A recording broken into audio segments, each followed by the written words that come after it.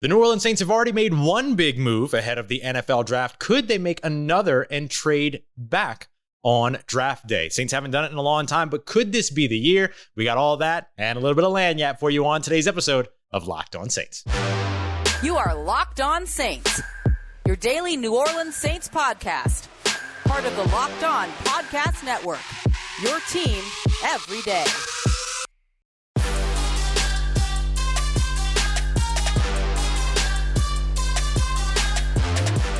What is good, Who Dat Nation and Who Dat family? Welcome into another episode of Locked On Saints, your daily podcast covering the New Orleans Saints, part of the Locked On Podcast Network, your team every day. Thanks as always for making Locked On Saints your first listen of the day every day. Don't forget that we are free and available on all platforms, including on YouTube as well. And I'm your host, Ross Jackson, at Ross Jackson Nola on Twitter. You can find me over at USA Today's Saints Wire, as well as on Tuesdays on Locked On NFL, and of course, here with you every single Monday through Friday on Locked On Saints. And today I want to talk about the possibility of the New Orleans Saints trading back. We're going to look at the history of their trade backs, the few that they've had, how long it's been since they've done it, and what some of the possible scenarios could be if the Saints wanted to pick up an extra selection in the top 50 or potentially just an extra selection in the top 100. Because I'll tell you now, there are some good scenarios that could actually warrant the New Orleans Saints trading back. Now, I know what you're thinking, Ross. It's been a really long time since the New Orleans Saints traded back. Why are we talking about this? Well,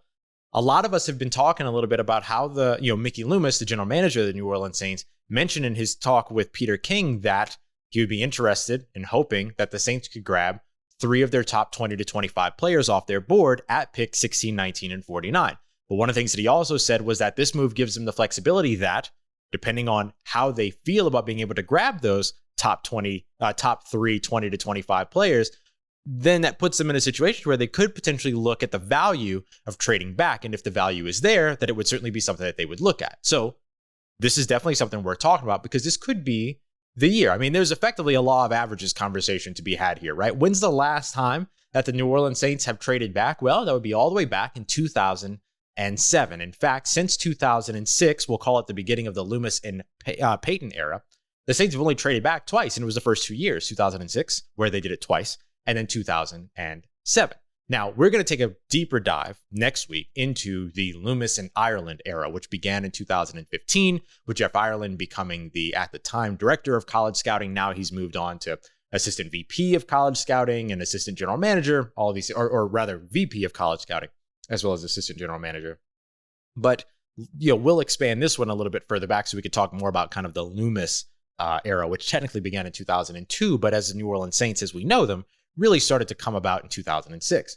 And that started off with actually a really, really good draft where the Saints landed a ton of talent in that draft. So let's start off with what those trades were, what the Saints looked for, and how they worked out for the New Orleans Saints. Because actually, each of these trade backs in 2006 and 2007 actually worked out pretty well. We'll start with 2006. Again, as we mentioned, a really, really good draft class, probably the best draft class in Saints history up until that 2017 draft class happened, where the Saints traded the first time back from round 2, pick 34, which is valued, by the way, at 560 points. Each draft pick carries a value, right? So we look at that, it's 560 points.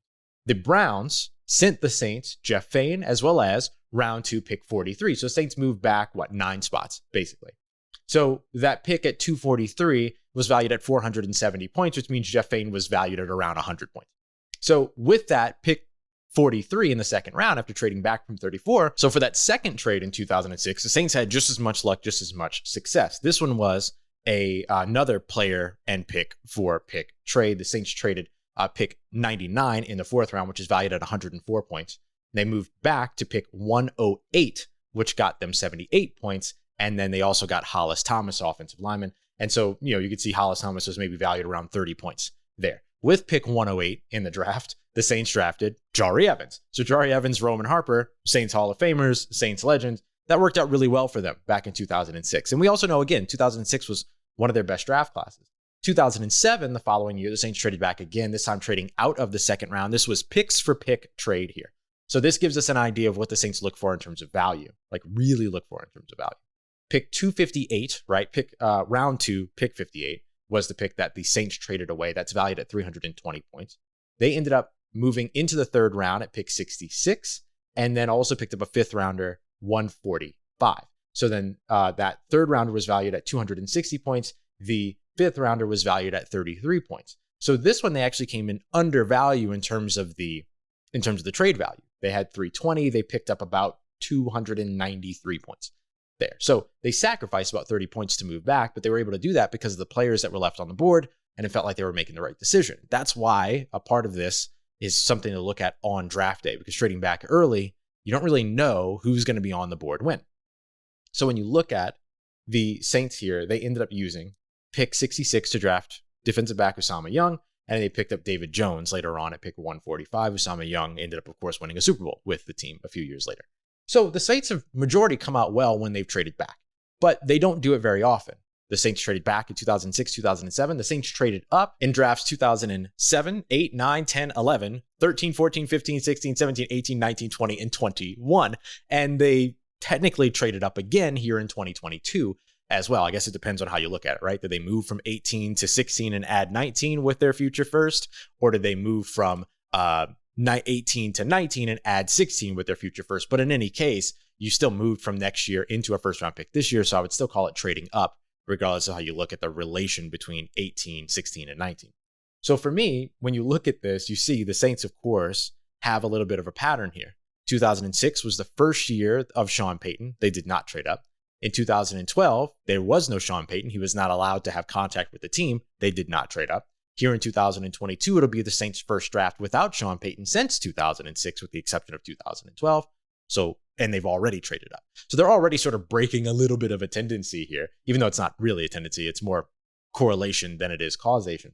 But the Saints looking to move up is something that gives them maximum flexibility. And we've talked about that flexibility before in terms of their ability to maybe move one of those picks for a veteran player, to be able to move up with those picks. But they also have the flexibility now to be able to select with one of those picks and move back. What might that look like? We'll take a look at what it looks like for them to stand pat at 16, move back with 19, and add another top 50 pick or something around that top 50 area.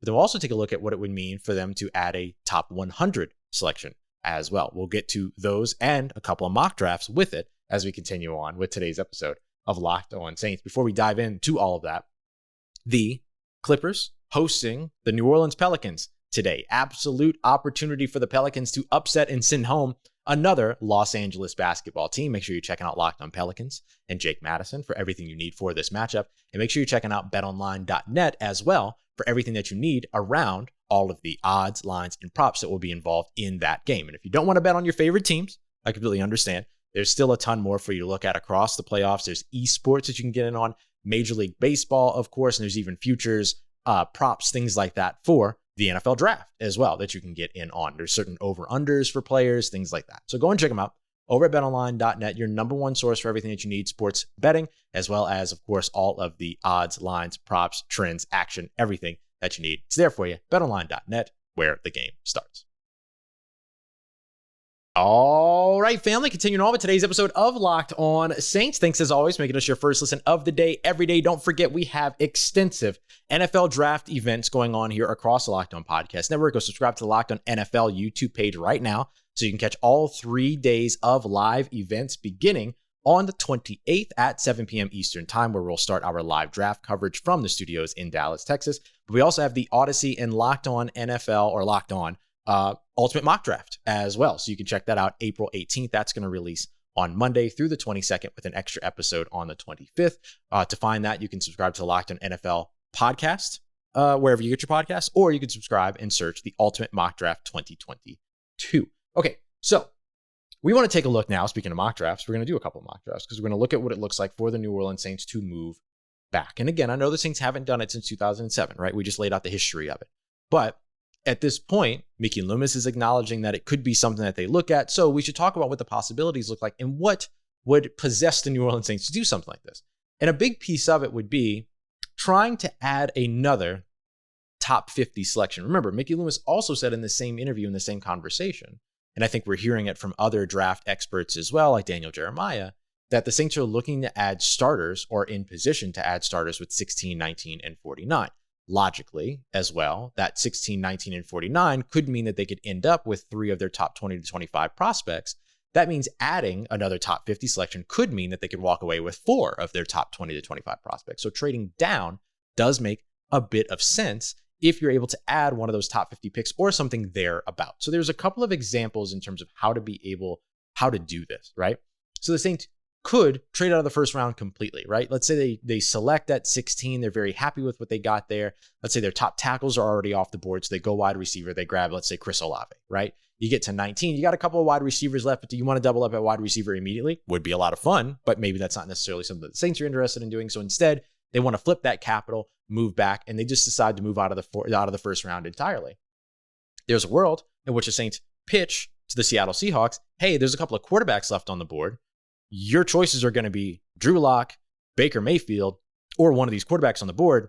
You might as well at least get the rookie contract in the 5th-year option. So here's 19. Let us slide back to the second round, picks 40 and 41, and maybe throw in some of the extra stuff, right? The late round picks to help make this happen, or even a future pick to help make this happen. And then all of a sudden, the Saints are picking with 4 selections in the top 50, which gives them 16, where they've already made their selection. We'll say Chris Olave in this instance, 40, 41, and 49, which gives them all the ammunition to continue to move up if they want to move up again, or to continue to move around, or to just stand pat and make 4 top 50 selections and hopefully walk away in that case logically. Again, just thinking and expounding upon Mickey Loomis's idea, 4 of their top 20 to 25 prospects.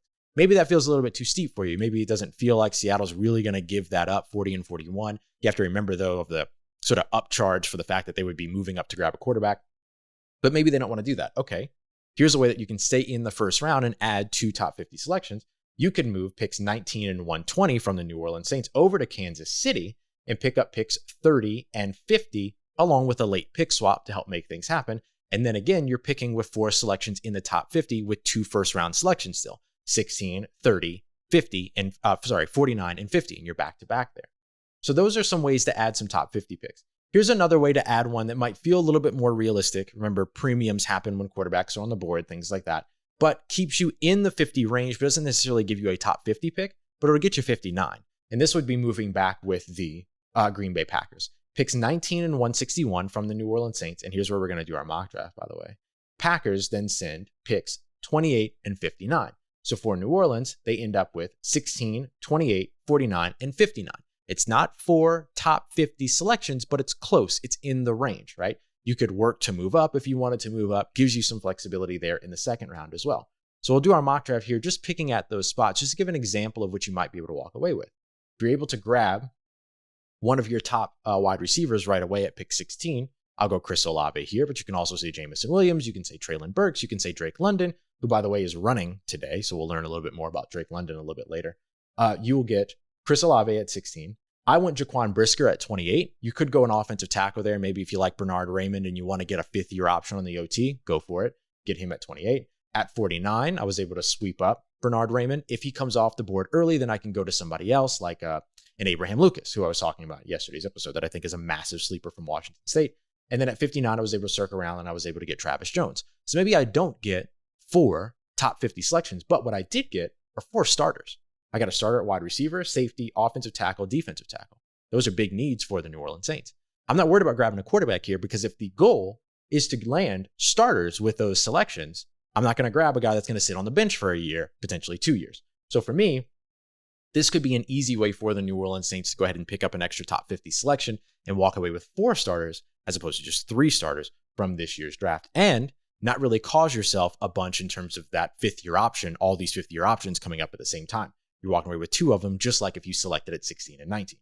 So that's if the Saints wanted to add a top 50 selection. The options get even more plentiful if they decide that they want to add just a top 100 selection, because you can still walk away with several starters that way as well. So we'll look at that, break those down, and take a look at how the Detroit Lions having the final selection of the first round is really, really helpful for the New Orleans Saints. So there's a way we could go here to have a lot of fun. So we'll break that down as we continue on to wrap up today's episode of Locked On Saints. But first, I want to tell you about our friends over at Built Bar, the best tasting protein bar on the market. The protein bar that tastes like a candy bar. It's a protein bar that's covered in 100% chocolate, but you're only taking in 4 or 5 grams of sugar, 4 or 5 grams of net carbs, while you're getting 17, 18 grams of protein. And you have some delicious flavors, including, of course, the Built Puffs. I keep telling you all about that brownie batter Built Bar that just slaps me in the face every time that I eat it. It is so dang good. And it's a protein-infused marshmallow, the first of its kind. I don't know how Built Bar did it, but they did it. And I love the fact that they focus on making things that taste good first and then figure out how to make it healthy. So I'm all about that from Built Bar, including some of these flavors like mint brownie, peanut butter brownie, coconut almond, cherry barcia, all getting rave reviews from the folks that have gotten a chance to try it. So if you feel like you're missing out, you don't have to. Head over to built.com today. Use the promo code LOCKED15, LOCKED15, so you can get 15% off of your next order, whether it's your first or your next, because I know you're going back. Doesn't matter. Still going to get 15% off over at built.com with the promo code LOCKED15. Let's get it. Who Dat Nation, wrapping up today's episode of Locked On Saints with our look at the Saints trading back and adding a top 100 pick as opposed to a top 50 pick, and still being able to be in position here. This is very important, to walk away with 3 starters in their first 4 picks, potentially 4 starters in their first 5 picks if they do this right. So I'm going to tell you how to do it right. So let's talk about the options here. So there were a couple of them, right? If the Saints wanted to maintain a top 100 pick or add another top 100 pick, the easiest way to do that would be with a couple of these teams: Titans, Bills, Lions. Those are the ones to really pay attention to. The Titans, for instance, I was able to make a trade work in a couple of different simulators, but also more importantly, looking at the draft pick value charts, which give you a little bit more of an actual accurate representation than some of the simulators where you could just request the same trade over and over again until it goes through. When you look at it here, the Saints could end up sending back pick 19 to the Tennessee Titans and pick up picks 26, 90, and 131. That gives you right around the same amount of value. So for the Saints, that would give them a first round pick that they still hold on to. They move back in the first round, but stay in the first round. And then instead of adding a top 50 pick, they add a top 100 pick and then grab a late round pick that could help them move around and mobilize a bit in the third day as well. So that's one scenario. Another scenario, a little bit more cut and dry, would be moving back with the Buffalo Bills, which basically gets you right around the same thing, right? You send back pick 19, you get pick 25 as opposed to 26, 89 as opposed to 90, and then you get another late round pick. So that's why I say the Bills and the Titans are right there in terms of teams that make a lot of sense if the Saints wanted to move back. And for the Titans, who should be looking for their future quarterback behind Ryan Tannehill, if there are quarterbacks available on the board at 19, that would make a lot of sense. Guys like Matt Corral, Desmond Ridder, these guys that we don't think are going to go in the first round, but are probably going to go in the first round. That would be an absolute opportunity to be able to take advantage of that and be able to kind of upcharge and charge that premium to the Tennessee Titans to allow them to move up to get their quarterback. Now, another option here for the Saints would be the Lions. And I think the Lions are a really interesting one because they give you 2 things here in terms of what you might be able to do. They give you an opportunity to move back in the first round, stay in the first round, still get a 50-year option at the very end of the round, but also allow you an opportunity to boost your second round pick and add a pick later on. So this one is a little bit less about adding another top 100 pick. We'll get to that though, because the Lions do allow you to do that as well. But you could simply move back in the first round, move up in the second round, which could be really helpful. Sending picks 19 and 49, your first and second round picks, moving back to 32, but moving 49 up to 34, get you 2 picks within 3, get you right into the top of day 2 as well. And then you could add like 177 or some late round pick to just help sweeten everything, or maybe even a future pick if you want to get some future capital there. 177 is what, a 5th round selection, so you can maybe get a future 4th out of that, which gives you some more ammunition going into next season. So there's some options there for the Saints to just be able to make a quick move back. And here's why I like that move. If we just look at sort of the cloud of players that's available there, at 16, of course, you've got receivers like Jameson Williams and Chris Olave, Garrett Wilson, Treylon Burks, all those guys. But then you've also got your starting tackle that you might be looking for at Trevor Penning, right? At picks 32 and 34, you have a whole host of potential players. Treylon Burks, Jahan Dotson, Jaquan Brisker, Jalen Petre, if you wanted to look at all those. Nick Cross is going to be there, of course, as well. Bernhard Raimann could be there late if you don't go with the tackle early on in the first round. Treylon Burks could be there. I don't know. It's going to be hard to see him getting past Green Bay, but we've seen Green Bay make worse decisions.